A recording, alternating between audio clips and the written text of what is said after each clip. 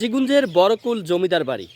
এই জমিদার বাড়িটি স্থানীয়দের কাছে ভাগ্যিতা বাড়ি নামে পরিচিত। এটি জমিদার পদ্মলোচন সাহা এই জমিদার বাড়িটি প্রতিষ্ঠা করেন।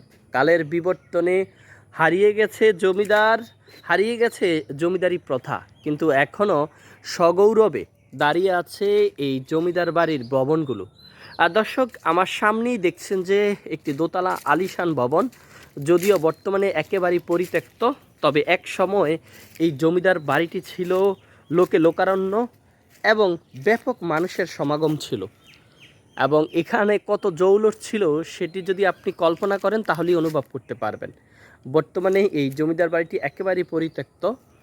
প্রায় বিশাল এরিয়া নিয়ে এই জমিদার বাড়িটি অবস্থিত।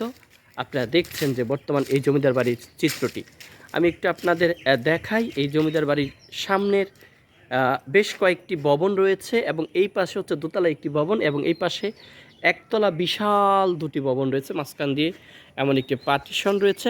এবং দর্শক, এই জমিদার বাড়ি নিয়ে আমরা অনেকগুলো ভিডিও তৈরি করেছি, কমেন্টে এবং ডেসক্রিপশনে আমরা সেই লিঙ্ক দিয়ে দিব। আজ আমরা এখান দিয়ে যাচ্ছিলাম, তাই এক ফলক এই জমিদার বাড়িটি একটু দেখে গেলাম এবং আপনাদের সামনে শেয়ার করার চেষ্টা করছি এই জমিদার বাড়ির বর্তমান চিত্র। আপনারা দেখুন যে এখানে বেশ কয়েকটি গাছে হাসনায়না ফুল ফুটেছে এবং একেবারে গ্রাম চারপাশ ছড়িয়ে গেছে। আবার ঠিক ওই যে জায়গায় দুজনকে বসে থাকতে দেখছেন, সেখানে রয়েছে এই জমিদার বাড়ির বেশ কয়েকজন জমিদারের কবর কিংবা তাদের সমাধিস্থল রয়েছে সেখানে। পাশেই রয়েছে একটি দুর্গা মন্দির, বিশাল একটি দুর্গা মন্দির, একেবারে খুবই সাজানো গোছানো। এবং এই মন্দিরকে ঘিরে এখানে বিশাল অনুষ্ঠান হয়, বিভিন্ন পূজা অর্চনা হয় এবং প্রচুর মানুষের সমাগম ঘটে।